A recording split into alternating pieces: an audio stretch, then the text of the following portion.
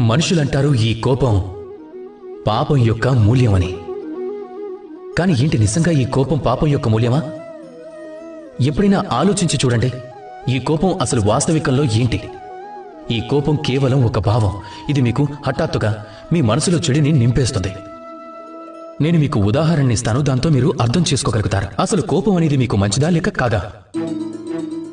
ఒకవేళ ఎవరికైనా అన్యాయం జరుగుతుంది అంటే అప్పుడు దానిని చూసి మీకు కోపం వస్తుంది.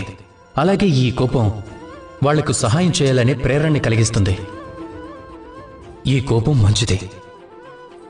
ఒకవేళ ఎక్కడైనా ఒక స్త్రీపై అత్యాచారం జరుగుతుంది అంటే అప్పుడు కూడా మీకు కోపం వచ్చింది అంటే, అలాగే ఈ కోపం మీకు తనని రక్షించడానికి సాహసాన్ని ఇస్తుంది. అప్పుడు కూడా ఈ కోపం మంచిదే. ఒకవేళ ప్రపంచంలో ఎక్కడైనా మీరు అనైతికతను చూసినా, ఏదైనా కుట్రను చూసినా, అప్పుడు కూడా మీకు కోపం రాలేదు